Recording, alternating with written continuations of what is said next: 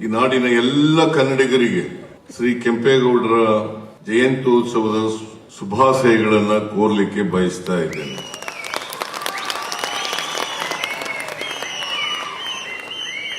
ಇದು 516ನೇ ಜಯಂತಿ. ಕೆಂಪೇಗೌಡರು 500 ವರ್ಷಗಳ ಹಿಂದೆ ಬೆಂಗಳೂರನ್ನ ನಿರ್ಮಾಣ ಮಾಡಿದ್ರು. ಬೆಂಗಳೂರಿನಲ್ಲಿ ಆಡಳಿತವನ್ನು ನಡೆಸಿದ್ರು. ಅವರ ಜಯಂತ್ಯೋತ್ಸವವನ್ನು ಸರ್ಕಾರ ಆಚರಣೆ ಮಾಡ್ತಾ ಇದೆ. ಈ ಜಯಂತ್ಯೋತ್ಸವ 2017ರಿಂದ ಪ್ರಾರಂಭ ಆಯಿತು. ನಿರ್ಮಲಾನಂದ ಸ್ವಾಮೀಜಿಯವರು ಇಲ್ಲಿ ಕೂತಿದ್ದಾರೆ.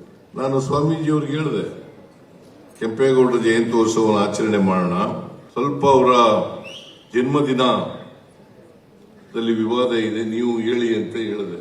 ಆಗ ನಿರ್ಮಲಾನಂದ ಸ್ವಾಮೀಜಿಯವರು ಈ ದಿನವನ್ನ ನಿಗದಿ ಮಾಡಿದ್ರು. 27 ಜೂನ್ ದಿನವನ್ನ ನಿಗದಿ ಮಾಡಿದ್ರು. ಅದು ಮಾಡಿದ ಮೇಲೆ ನಾವು ಕೆಂಪೇಗೌಡರ ದಿನವನ್ನ ಜಯಂತ್ಯೋತ್ಸವನ್ನ ಆಚರಣೆ ಮಾಡತಕ್ಕಂಥ ಕೆಲಸವನ್ನ ಪ್ರಾರಂಭ ಮಾಡಿದ್ರು. ಅಲ್ಲಿವರೆಗೆ ಕೆಂಪೇಗೌಡರ ಜಯಂತ್ಯೋತ್ಸವ ಆಚರಣೆ ಆಗ್ತಾ ಇರಲಿಲ್ಲ. ಅದಾದ್ಮೇಲೆ ನಿರ್ಮಲಾನಂದ ಸ್ವಾಮೀಜಿಯವರು ಅವರ ಒಂದು ಪ್ರಾಧಿಕಾರನು ಕೂಡ ಮಾಡೋಣ ಅಂತ ಹೇಳಿದ್ರು. ಈಗ ಅವರ ಹೆಸರಿನಲ್ಲಿ ಒಂದು ಪ್ರಾಧಿಕಾರನು ಕೂಡ ಮಾಡಿದ್ದೀವಿ, ಕೆಂಪೇಗೌಡ ಅಭಿವೃದ್ಧಿ ಪ್ರಾಧಿಕಾರ. ಮೊದಲನೇ ಬಾರಿಗೆ ಮಾಡಿದ್ದು ಕಾಂಗ್ರೆಸ್ ಸರ್ಕಾರ. ಆಮೇಲೆ ಕೆಂಪೇಗೌಡರ ಸಮಾಧಿನೂ ಕೂಡ ಅಭಿವೃದ್ಧಿ ಮಾಡತಕ್ಕಂಥ ಕೆಲಸವನ್ನು ಮಾಡ್ತಾ ಇದ್ದೀವಿ. ಇವತ್ತು ಬೆಂಗಳೂರು ಅಂತಾರಾಷ್ಟ್ರೀಯ ಮಟ್ಟದಲ್ಲಿ ಖ್ಯಾತಿಯನ್ನ ಪಡೆದಿದ್ರೆ ಅದಕ್ಕೆ ಮಾನ್ಯ ಕೆಂಪೇಗೌಡರು ಕಾರಣ ಅಂತಕ್ಕಂಥದನ್ನ ಮರೀಲಿಕ್ಕೆ ಸಾಧ್ಯ.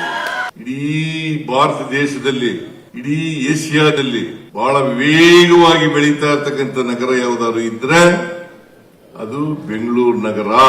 ಅವರ ಆಡಳಿತ ಎಲ್ಲ ಜನರನ್ನ ಒಳಗೊಳ್ತಕ್ಕಂಥ ಆಡಳಿತ ಇತ್ತು. ಅವರು ಒಕ್ಕಲಿಗ ಸಮಾಜದಲ್ಲಿ ಹುಟ್ಟಿದ್ರು ಕೂಡ ಎಲ್ಲ ಜನರನ್ನು ಕೊಂಡೋಗ್ತಕ್ಕಂಥ, ಎಲ್ರಿಗೂ ನ್ಯಾಯ ಒದಗಿಸ್ತಕ್ಕಂಥ ಪ್ರಾಮಾಣಿಕ ಪ್ರಯತ್ನವನ್ನ ಕೆಂಪೇಗೌಡರು ಮಾಡ್ತಾ ಇದ್ರು. ಹಾಗಾಗಿ ಅವರು ಒಬ್ರು ಸಮಷ್ಟಿ ಸಮಾಜದ ನಾಯಕರಾಗಿದ್ರು ಅಂತ ಹೇಳಿದ್ರೆ ತಪ್ಪಾಗಲಾರದು. ಅದನ್ನೇ ಮಾಡಬೇಕು.